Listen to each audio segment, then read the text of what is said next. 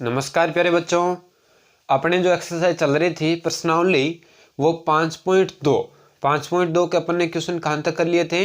प्रश्न नंबर 1 के तीनों टाइप कर लिए, प्रश्न नंबर 2 के चारों टाइप कर लिए। अब हम करने जा रहे हैं प्रश्न नंबर 3।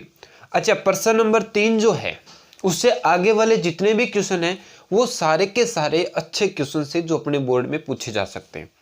तो इन प्रश्नों को करना कैसे, किस तरीके से हल करना है, ये अपन ने बेसिक में पढ़ भी चुके हैं, लेकिन मैं आपको इतने बढ़िया तरीके से सोल्व करेंगे क्वेश्चन को एक बार देखते ही आपको समझ में आ जाएगा। क्यों, इसका लॉजिक क्या है वो सुन लो पहले। कि जब भी अपने पास समांतर श्रेणी का क्वेश्चन आए, क्वेश्चन जब आएगा तो उस समय हमें क्या करना है, उस प्रश्न को पढ़ना है ध्यानपूर्वक।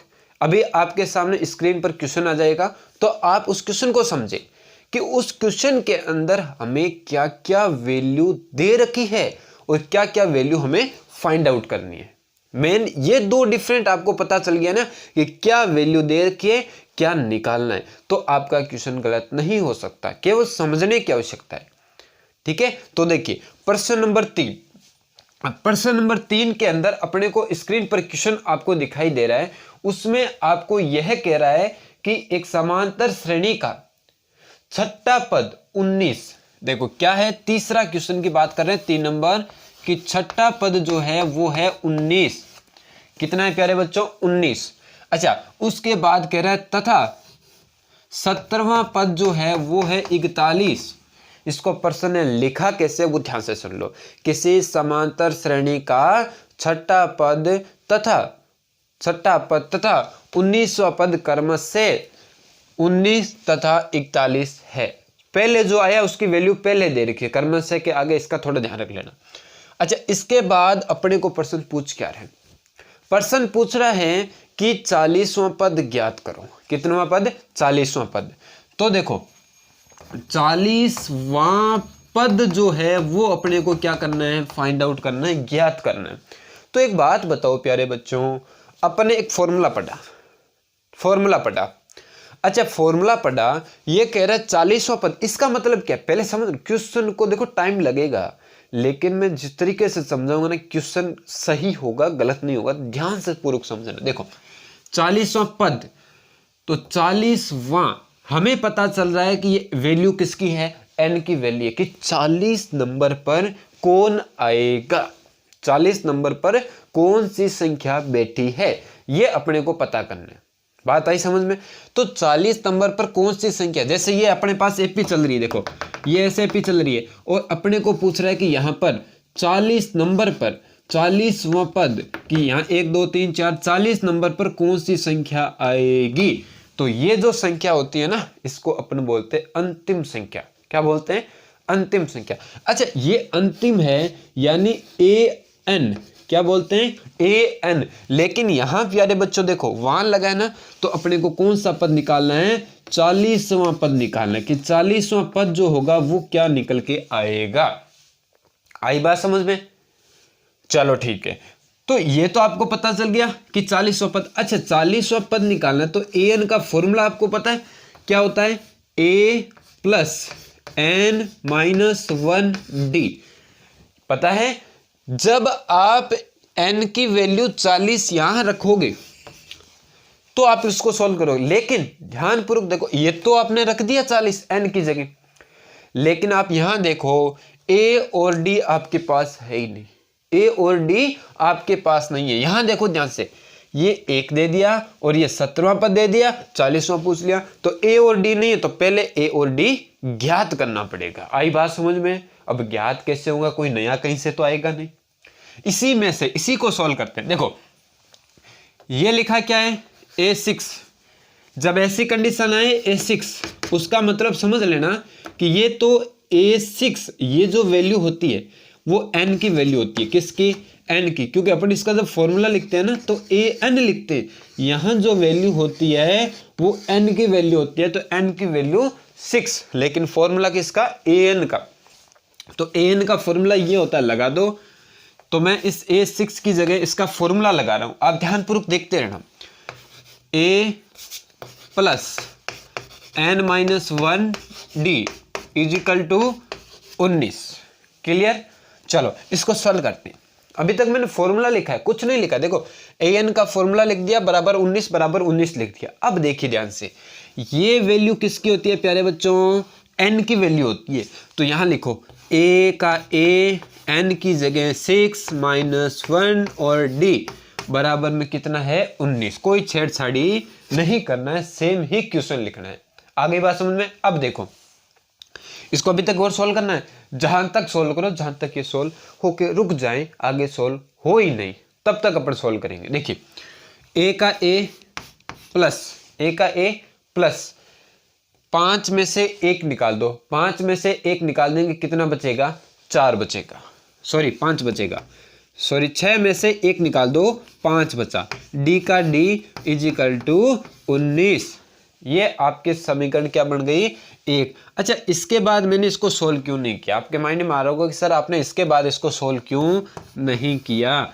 देखो प्यारे बच्चों, a और d में ये नहीं जुड़ेगा तो आगे होगा नहीं। इसमें आइए, इसका भी formula a plus n minus 1d बराबर में कितना? 41।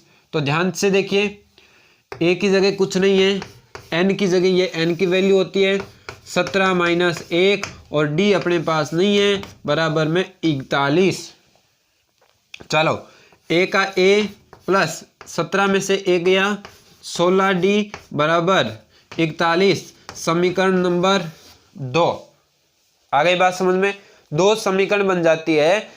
ये 2 समीकरण बनने के बाद आप दोनों समीकरण को ध्यानपूर्वक देखिए। इसमें a और d, लेकिन अपने पास जब एक समीकरण में 2 वैल्यू निकालना होना तब निकाल नहीं पाते।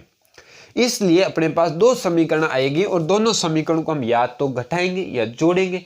इस तरीके से कुछ ना कुछ संक्रिया करेंगे, तब जाके आंसर निकलेगा। अच्छा a को हटाना है, या तो a को हटाओ या d को हटाओ। तो ध्यान से देखो, यदि मैं a में से a घटाऊं ना तो आंसर ये हट जाएगा और d निकल जाएगा। तो ऐसा ही काम यहां कर रहा हूं। बड़ी कौन सी? 19 बड़ा 41। आप बोलोगे 41, तो आप लिख दो 41 समीकरण 2 में। तो लिखोगे समीकरण 2 में से a को घटाने पर, तो घटा लेते हैं। देखिए इसको लिखा 1 नंबर, इसको लिखा हमने 2 नंबर। तो 2 में से 1 को घटाना है, 2 नंबर को पहले लिख दो। 2 नंबर अपने पास क्या है? a प्लस 16d बराबर 41। ये 1 नंबर, इसके नीचे सॉरी 2 नंबर लिखा, इसमें से a को घटाना है तो a को इसके नीचे लिख दो। a प्लस 5d बराबर 19। क्लियर। अब देखिए a इसको माइनस करना ना, तो ये लो, ये प्लस का था माइनस, प्लस का था माइनस, प्लस का था माइनस। a में से a गया 0, 16 में से 5 निकाल दो, 16 में से 5 निकाला 11, d बच जाएगा। ठीक है। और 41 में से 19 निकाल दो, आपके पास बच जाएगा 22। अब देखो यहां पर ये किसके अंदर है? 11 गुणा के अंदर है, और गुणा की वैल्यू उधर जाती है तो भाग में चली जाती है। तो d बराबर 22/11, और d का जब इसमें भाग देंगे तो 11 के पाड़े में 22 2 बार, तो d की वैल्यू कितनी निकली? 2 निकली। अच्छा d तो सर निकल गया। जब आप इसका फॉर्मूला लगाओगे तो आपके पास n तो पहले से था, d आपके पास निकल गया। अब किसकी कमी है? a की। चलो a को निकालते हैं। अब a को निकालेंगे तो उसको भी कैसे निकालेंगे वो ध्यान से देखो। जब ऐसी कंडीशन आ जाए a या d निकलने के बाद d की वैल्यू या तो 1 में रखो या 2 में, तो आपको मैं एक ही पैटर्न से बताऊंगा। तो आप क्या करोगे? यहां पर लिखोगे d का मान समीकरण नंबर 1 में रखने पर, समीकरण 1 के अंदर रख देते हैं। देखिए d की वैल्यू 2 आई, समीकरण 1 ही है, मैं समीकरण 1 लिख रहा हूं, a प्लस 5d और इजिकल टू के अंदर 19। तो a का a प्लस 5 का 5, देखो बीच में क्या है? गुणा, और d की वैल्यू आपने निकाली है, कितनी निकाली है? 2 निकाली है। तो यहां लिखोगे 2 बराबर में 19। a का a प्लस 5 दूनी 10 बराबर में 19। 10 प्लस का उधर जाएगा माइनस का, a बराबर 19 - 10। तो प्यारे बच्चों कितना बचेगा? 9 बचेगा। ए की वैल्यू क्या निकल गई, 9 निकल गई।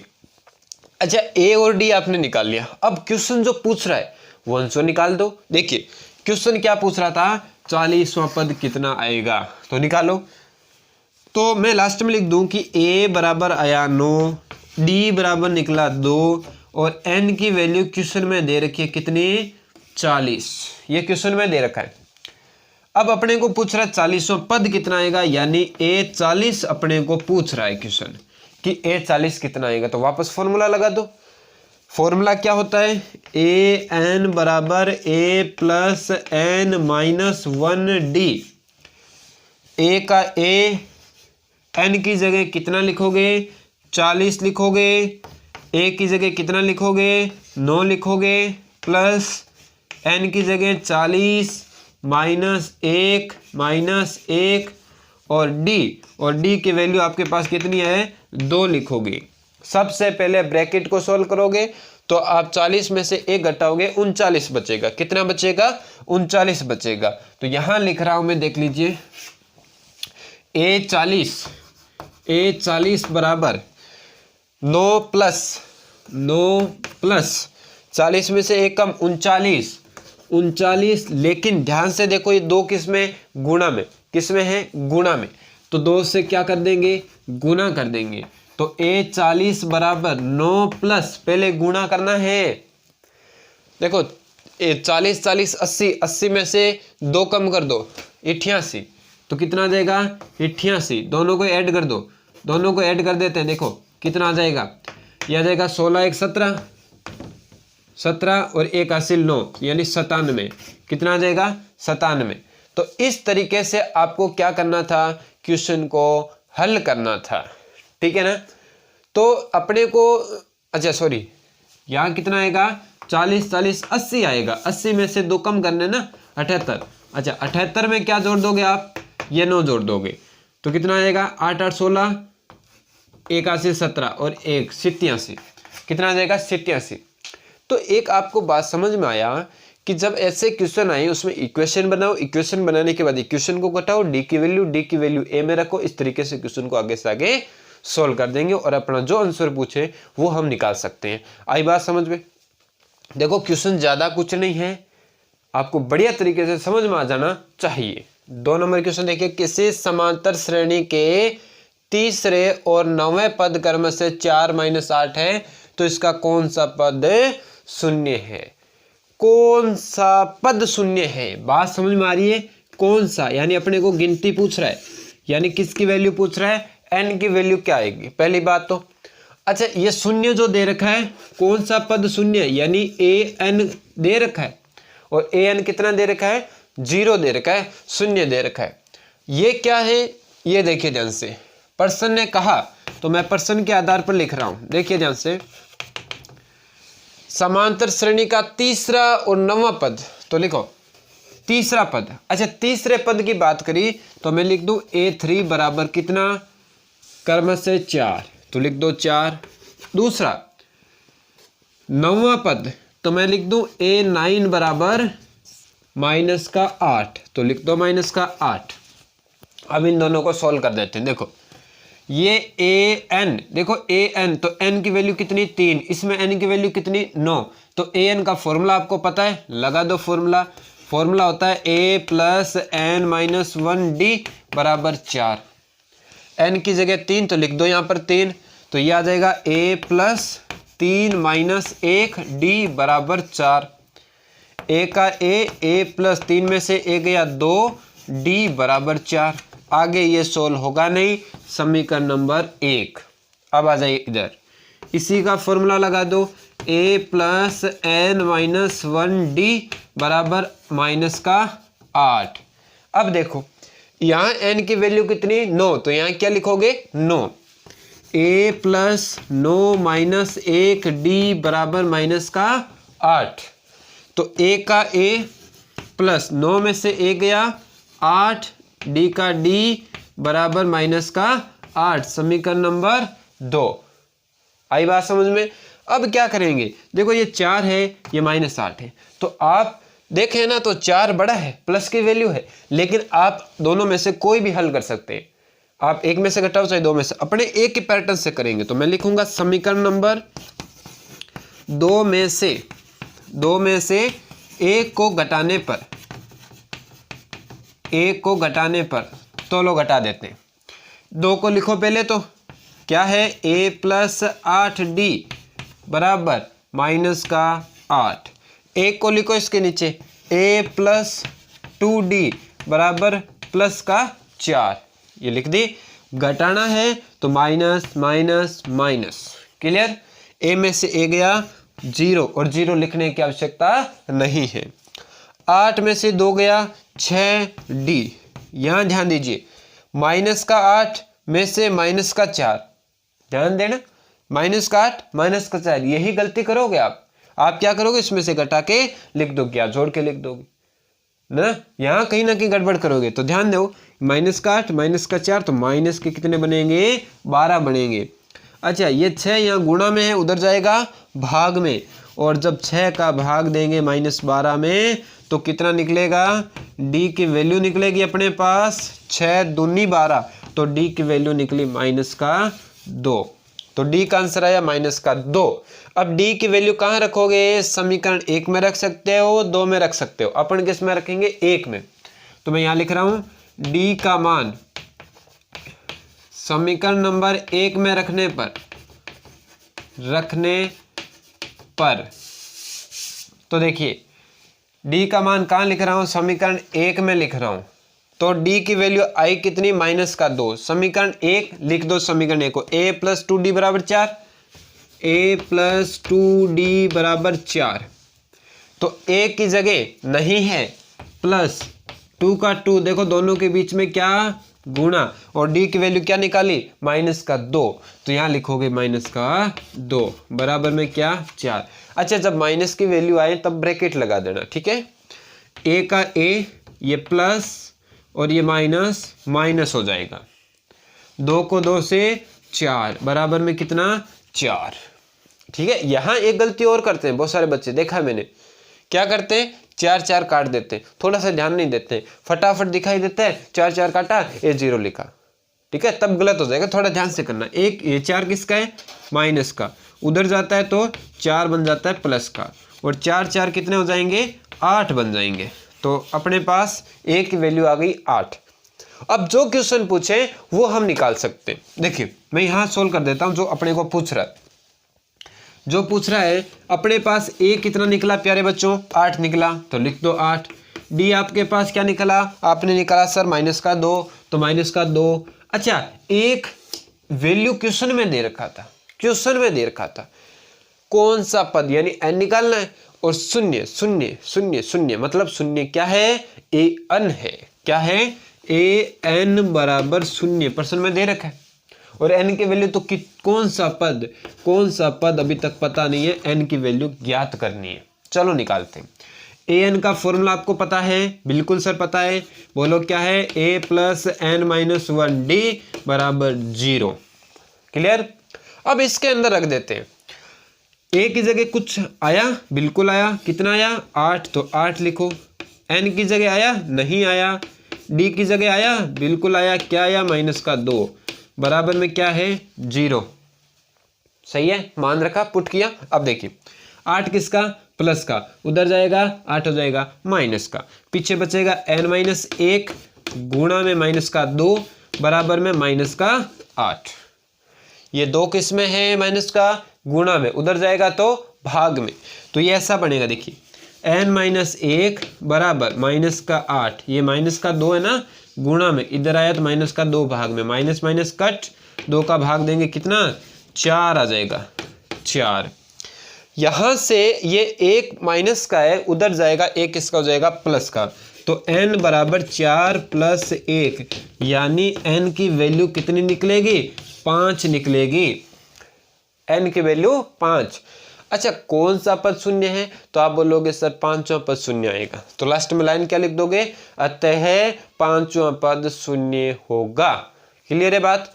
चलो अब इस क्वेश्चन में हमने जो देखा उसमें और नेक्स्ट क्वेश्चन में आगे वाले पीछे वाले क्वेश्चन क्या है, एक दूसरे से रिलेटेड है, तो ध्यानपूर्वक देखते रहना। अभी हम बात करते हैं क्वेश्चन नंबर 5 के।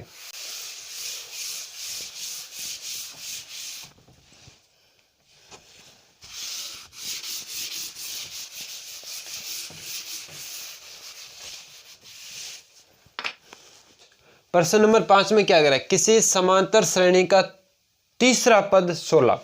तो देखो प्यारे बच्चों, हम लिख सकते हैं, दिया है भाई, जो अपने को क्वेश्चन में दे रखा है वो लिख सकते हैं। क्या दे रखा है, तीसरा पद 16, तो मैं लिख दूं a3 बराबर 16, और इसको सॉल्व करना आपको आता है, आप an का फॉर्मूला लेकर समीकरण 1 बना सकते हो। चलो आगे पढ़ लेते हैं। और सातवां पद पांचवें पद से 12 अधिक है। सातवां पद पांचवें पद से 12 अधिक है, इसका मतलब क्या हुआ, इसका मतलब क्या हुआ, देखिए मैं एक बार आपको सीधा लिख के बता रहा हूं। देखिए कैसे, a7 में से a5 घटा दोगे ना तो कितना आ जाएगा, 12। ये मैंने क्यों लिखा, क्योंकि ये इक्वेशन अपन सीधा फॉर्म में याद रख सकते हैं। कैसे कि 7 में से 5 घटो और बराबर में 12 लिखो, अधिक है तो 12 कर दो। अच्छा, इसका मेन रीजन क्या है कि ये बना कैसे, देखो ये कह रहा है कि सातवां पद जो है वो पांचवें पद से 12 ज्यादा है। जो ये सातवां पद है और ये पांचवां पद है, किससे 12 ज्यादा है, पांचवें पद से ये वाला जो है ना, ये 12 ज्यादा है। कितना ज्यादा है, 12 ज्यादा है। ये 12 ज्यादा है, पहले से ही ज्यादा है 12। अच्छा, ये 12 ज्यादा है, इसमें जुड़ा हुआ है। अच्छा, मैं यदि 12 इधर जोड़ दूं, 12 इधर जोड़ दूं तो ये दोनों क्या हो जाएंगे, बराबर हो जाएंगे, क्योंकि 12 इसमें पहले से ही जुड़े हुए थे। ये 12 अधिक था ना, तो इसलिए मैंने 12 इधर जोड़ दिया, तो क्या हो गया, दोनों बराबर हो गए, संतुलन बन गया। अच्छा ठीक है, ये a5 यहाँ प्लस का इधर आएगा तो a5 हो जाएगा माइनस का, a5 माइनस का। तो ये इक्वेशन मैंने आपको बताई है कि सीधा शॉर्ट फॉर्म में आप याद रखें, a7 माइनस a5 बराबर में 12। बना कैसे वो मैंने आपको बता दिया। चलो देखिए, इसका फॉर्मूला क्या होता है, a प्लस n-1 d बराबर 16। n की जगह कितना है प्यारे बच्चों, 3, a प्लस 3 माइनस 1 d बराबर 16।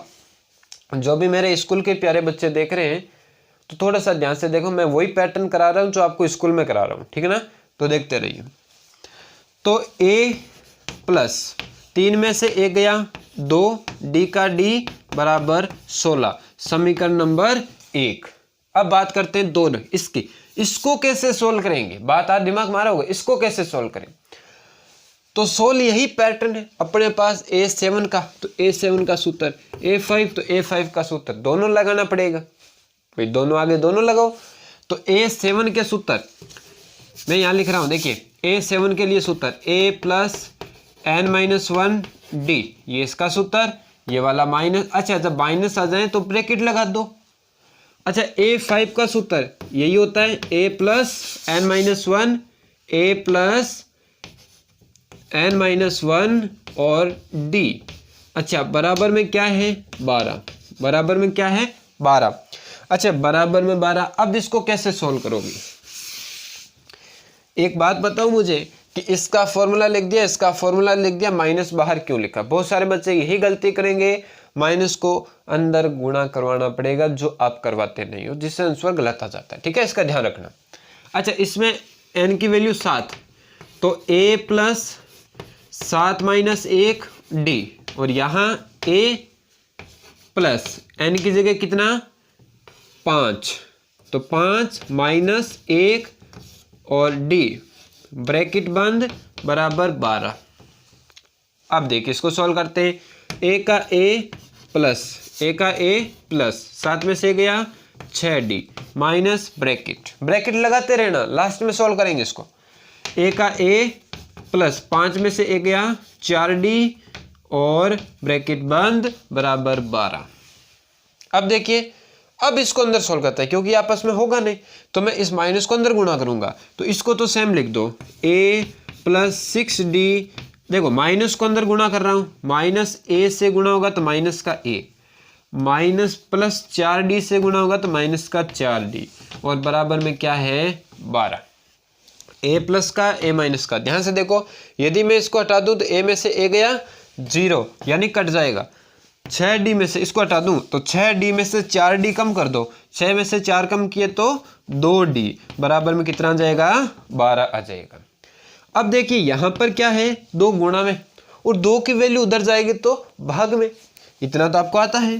तो 2 का जब भाग देंगे तो प्यारे बच्चों क्या निकलेगा, जब 2 का भाग देंगे, यही लिख देता हूँ मैं, d इजिकल टू 2 का डिवाइड करेंगे तो 6 आ जाएगा। तो d की वैल्यू क्या निकला? 6। अब d की वैल्यू कहाँ रखोगे? समीकरण 1 में क्या लिखोगे? d का मान समीकरण नंबर 1 में रखने पर। अच्छा, अब किसी के माइंड में आ रहा होगा सर आपने यहाँ सोल्व किया वापस यहाँ लिखने लगे, तो आपको मैं बता दूं, यदि दोनों टाइप्स कॉपी के पेज में चल रहे हैं तो चलने दो, नहीं चल रहे हैं तो पहले वाला सोल्व करो, इक्वेशन बनाओ, फिर इसको इसके नीचे से स्टार्ट कर देना। जैसे ही पेज कंप्लीट होगा आगे से स्टार्ट, नए पेज से स्टार्ट कर देना, ठीक है। लिखने का पैटर्न शुद्ध होना चाहिए, शानदार। तो d का मान रख रहा हूँ समीकरण 1 में। तो देखो समीकरण 1 कहाँ गई? ये बैठी। तो a का a प्लस 2 का 2, d की जगह क्या लिखोगे? 6 लिखोगे। तो गुणा 6 क्यों लगाया गुणा? अरे जब बीच में कुछ नहीं होता है, यानी अपनी भाषा में बोल सकते हैं, जब यानी दोनों के बीच में जब की कोनी लागेडो, कुछ भी नहीं लगा हुआ है, उस समय गुणा होगा। क्या होगा? गुणा। याद रखना इस बात को। तो मैंने रखा 6 और बराबर में क्या है? 16। अच्छा, पहले गुणा करते हैं या भाग? गुणा, लेकिन भाग का चिन्ह नहीं है तो पहले गुणा करना है फिर जोड़ना है। तो a प्लस कितना आ जाएगा? 12 बराबर में कितना? 16। अच्छा, 12 किसका है? प्लस का। उधर जाएगा तो अरे ये तो पता है सर माइनस का होता है, तो लिख दो। तो a बराबर 16 माइनस 12। तो प्यारे बच्चों कितना बचेगा? 16 में से 12 गया 4। d की वैल्यू 4। अच्छा, क्या क्या निकल के आ चुका है आपके पास? आप कहोगे सर हमारे पास a निकल के आ गया 4, सर हमारे पास d निकल के आ गया 6, ठीक है। अच्छा, ये वैल्यू निकल गई। अब क्वेश्चन क्या पूछ रहा है? इतना तो मामला निकाल दिया, प्रश्न पर जाइए। तो समांतर श्रेणी ज्ञात कीजिए। अच्छा, समांतर श्रेणी ज्ञात करना, याद करो समांतर श्रेणी निकालने का व्यापक रूप हमने पढ़ा था। और व्यापक रूप क्या पढ़ा था? a plus D, a plus 2d, a plus 3d। इस तरीके से कितने भी पद पूछे, कितना नंबर वाला पद पूछे, वो हम ज्ञात कर सकते हैं। कब? जब अपने पास a और d हो, गिवन हो, दिया हो। चलो देखिए, तो मैं व्यापक रूप लिख रहा हूं। एपी का व्यापक रूप क्या होता है? a, पहला a, दूसरा क्या होता है? a प्लस डी, तीसरा क्या होता है? a plus 2d। अपने इतना बहुत है। इस तरीके से एपी आगे तक चलती रहेगी। चलो देखिए, a कितना? 4, ठीक है। a लिख दिया 4, a की जगह 4 प्लस d की जगह 6, कॉमा a की जगह 4 प्लस 2, d की जगह, देखो d की जगह 6, गुणा क्यों लगाया? बीच में कोई चिन्ह नहीं था, ठीक है। इस तरीके से आगे चलता रहेगा। देखिए, ये एपी निकल के आ रही है फाइनल। 4 का 4, 4 और 6 10, पहले गुणा, 6 दूनी 12, 12 और 4 16। ये आपका क्या जाएगा? एपी निकल के आ जाएगा आंसर। आया बात समझ में? तो हमने क्वेश्चंस 3 नंबर, 4 नंबर, 5 नंबर बढ़िया तरीके से सॉल्व कर लिया।